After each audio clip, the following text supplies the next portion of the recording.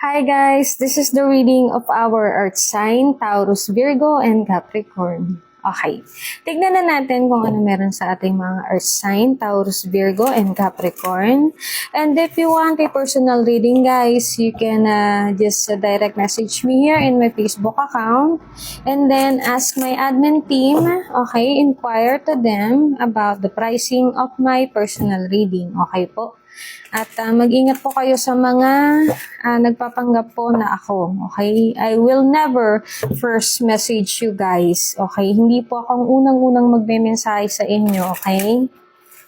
At ayun lang po. Proceed na po tayo sa ating earth sign. Taurus, Virgo, and Capricorn. Okay. Tignan na natin kung anong meron sa ating mga earth sign. Taurus, Virgo, and Capricorn. Okay.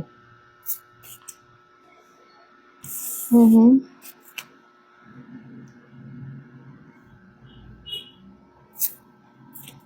Mm-hmm. Oh, yeah. I am seeing here, okay, that some of you, earth sign, is having a withdrawal, okay? This is meaning like, halimbawa, adik ka sa sigarilyo, ganyan. Tapos, kailangan mo nang mag-withdrawal sa paninigarilyo. Okay? Kasi, yung iyong partner is, kumbaga, nagpo-protesta na itigil mo na yan. Kumbaga, nag-aaway na kayo eh. Kung talaga mahal mo ko, susundin mo ko, itigil mo na yan. Ganyan. Okay? Kasi, andito yung gusto niyang tumanda na magkasama kayong dalawa. Okay? Na sabay kayong tatanda. 'Di ba? Andito yung marami pa kasi kayong pangarap sa buhay. Ganyan. Yung mga lagi niyang sinasabi sa'yo. Pero kasi, kaya siguro din kayo nag-aaway kasi na-trap ka dyan sa pagiging addicted mo sa paninigarilyo. Kung hindi man sigarilyo, okay? Let's say, sa aspeto ng buhay. Meron kang maling gawain, okay? Or meron kang pag-uugali na hindi maganda, na which is pinapakiusapan ka ng ibang tao or ng iyong partner na baguhin ito hanggat maaga pa. Okay? May maling gawain, may hindi magandang pag-uugali. Okay? Ganyan yung nasisense ko, Earth sign, Taurus, Virgo, and Capricorn. Pero nahihirapan ka. Pero you're trying eh. You're trying to quit of that energy na parang matagal mo nang naging kagawian. Okay? And then, andito rin yung ating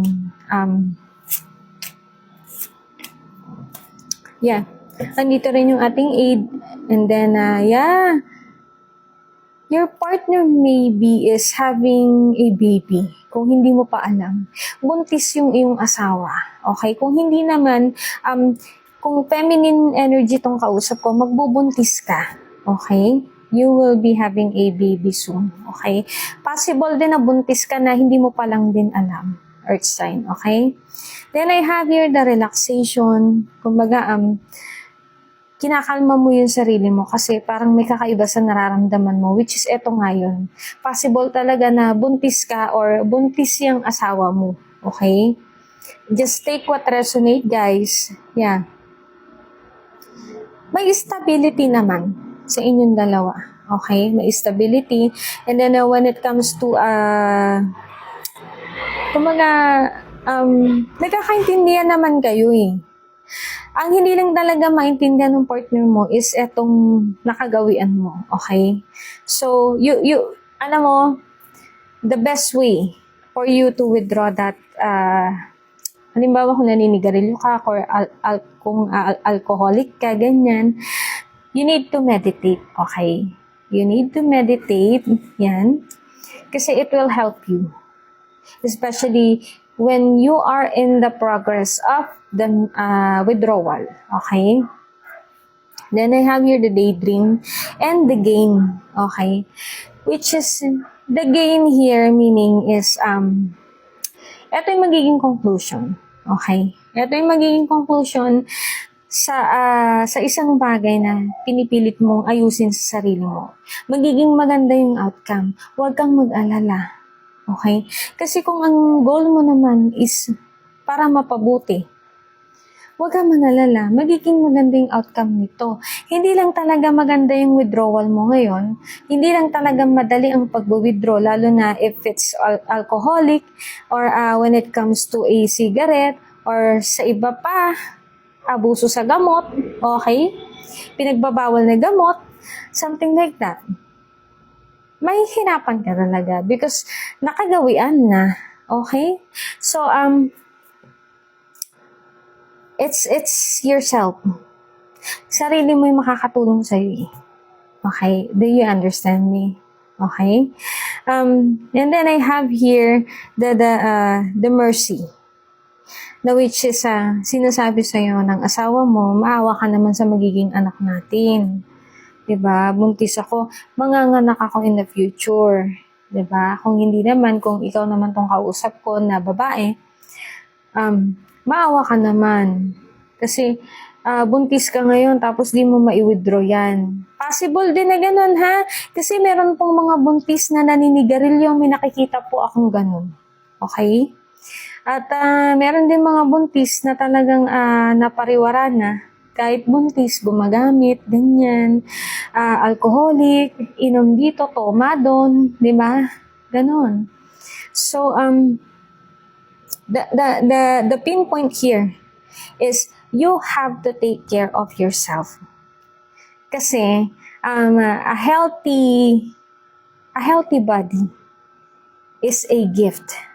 Okay? Hindi ito matutumbasan ng kahit na ano.